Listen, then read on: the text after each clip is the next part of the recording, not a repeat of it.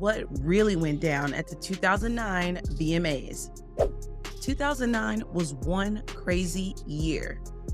From Barack Obama taking office and becoming the first Black president of the United States, to Michael Jackson, the king of pop, dying suddenly and mysteriously right in front of our eyes. The end of the 2000s was quickly becoming one of the most turbulent times in recent memories. And one moment captured that craziness better than anything else: the 2009 VMAs. What is usually a fun night where the most popular musicians meet to receive their awards turned into one of the most talked about moments of the decade. Of course, I'm talking about that Kanye West and Taylor Swift moment. Like a bad accident on the side of the road, people cringed but couldn't look away as the clearly drunk Chicago rapper snatched the mic out of the doughy-eyed country music star and proclaimed to the world that Beyoncé had the best music video of all time. Right or wrong, that ain't for us to decide. But that night, Kanye's actions changed the course of both musicians' lives. And as each of them rose higher and higher in the cultural landscape, the consequences of that evening have become clearer and clearer. So let's just get into it and take a deep dive into what really happened on the night of the 2009 VMAs. On the surface, this iconic moment looks pretty clear-cut. Taylor gets up on the stage to accept her award for Best Music Video. Kanye, who already has a reputation for being outspoken and explosive when it came to his opinions, decided to join her and have his say on who he thought the winner was. Nobody thought what Kanye did was cool. Nobody, not even Bey. But there's actually a lot more going on that casual observers might not have noticed that makes this night so much more impactful. Let's start with Ye, Yeezus, Mr. West, Kanye. No matter what you call him, he's the same guy. Since his early days in the music scene, Kanye has been outspoken and kind of unreliable when it came to live events. Everybody remembers the iconic George Bush doesn't care about Black people moment that took place during the Hurricane Katrina benefit telethon. Well, we should have known we were in for a long night when Kanye pulled up clutching an entire bottle of Hennessy that kept getting lower and lower as the evening went on. Kanye wasn't performing that night, but he was nominated for multiple categories like Video of the Year, Best Male Video, Best Hip Hop Video, and Best Special Effects. Hopes were high that Ye would bring home an award. MTV even sat the rapper in the front row. According to some other celebs who were there that night, Kanye's infamous Henny bottle was passed around a little. But by the time the event actually started, Ye had down a good chunk of the brown liquor all by himself. And while Ye was on his rock star shit, country music artist Taylor Swift painted a picture so opposite that you couldn't write it better. It began with Taylor pulling up in a glass and glitter pumpkin-shaped coach. She was set to perform her smash hit, You Belong With Me, the song that earned her a nomination for Female Video of the Year. What's important to note is that the young Taylor was at a very delicate moment in her career. She was in a process of making the move away from country and towards pop, and the chance to play her country-esque track at the biggest celebration of pop music of the year would certainly help her transition go smoothly. The coach and glittery silver gown she wore? A clear reference. Taylor was Cinderella, while the VMAs were the ball she would use to make her entrance into the world of pop music. You might have noticed that both Kanye and Taylor were nominated for Best Video, but that's not actually the case. You see, MTV had separate categories. One was Best Female Video, another was Best Male Video, while an entirely separate category existed just called Best Video.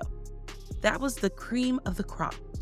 Beyoncé and her Single Ladies video have been nominated for both Best Female and Best Overall. And since Queen Bey was, well, you know, Queen Bey, everyone from the fans to the celebs watching at home knew her real competition was there, not in the female-only category where she and Taylor were both nominated. To put it into perspective, the award for Best Female Video is given before the first commercial break even airs. So when Taylor won Best Female Music Video, everyone interpreted it not as Taylor beating Beyoncé, but as Beyoncé's moment being scheduled for later, with the far more prestigious Best Music Video award. Everyone except Kanye.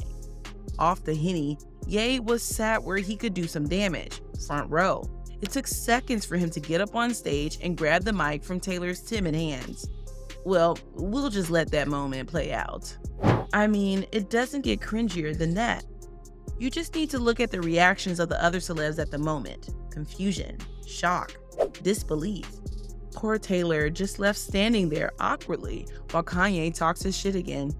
You can even see Beyonce saying, "Oh, Kanye," which pretty much sums it up for all of us. Oh, Kanye. At this point, the crowd began to boo at the Chicago rapper, and he handed the mic back to Taylor, who took it but stood silently still.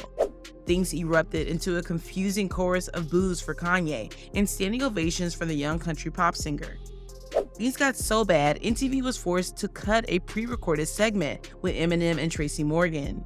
Meanwhile, back at the award show, Kanye simply took his seat and said nothing.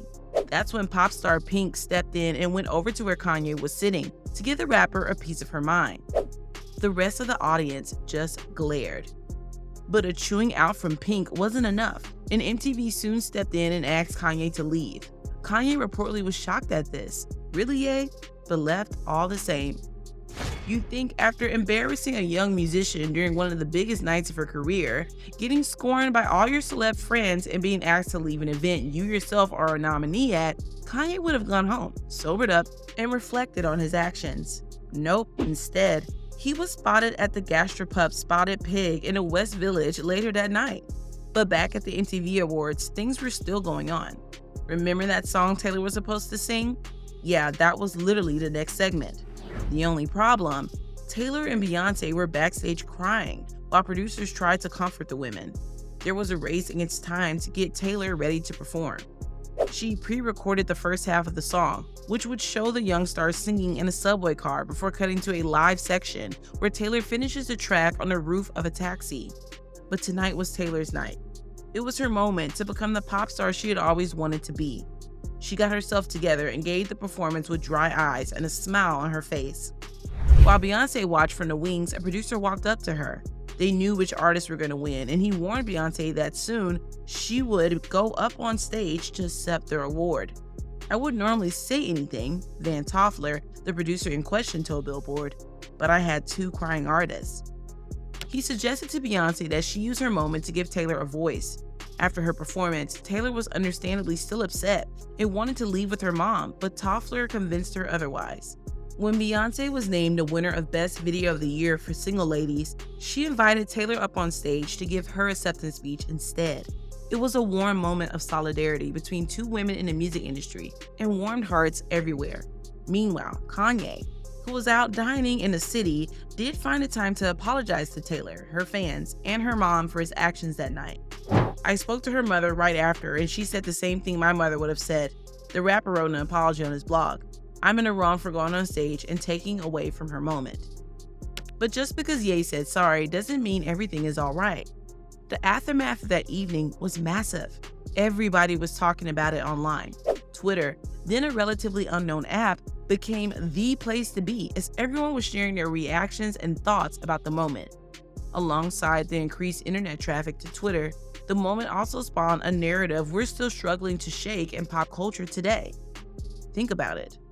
On one end, you have a Henny-swigging, loud-mouthed rapper who does what he wants. On the other, an innocent 19-year-old girl, complete with blonde hair and a fairy tale gown. Kanye was the villain. Taylor was the wronged party. These themes have continued in each artist's music to this day. Remember, this was all before Kanye went really crazy, and before Taylor got a reputation as the girl who writes songs about her exes who hurt her. It seemed like everyone saw that moment. A video of President Obama leaked where he said that young lady seemed like a perfectly nice person, while Kanye was a jackass. Donald Trump even weighed in on the issue, calling for America to boycott Kanye West. He couldn't care less about Beyonce. It was grandstanding to get attention.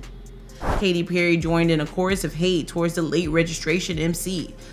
Kanye, it's like you stepped on a kitten. But something weird was happening as a result of the drama.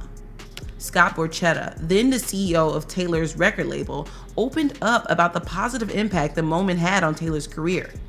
Yesterday, most of the country had no idea who Taylor Swift was. Today, Oprah Winfrey sent her flowers and asked if she could talk to her. Taylor went on to become this massive pop star whose image of a girl cheated on, taken advantage of, and tricked by the men in her life stuck and helped make her one of, if not the biggest, pop star of the modern decade.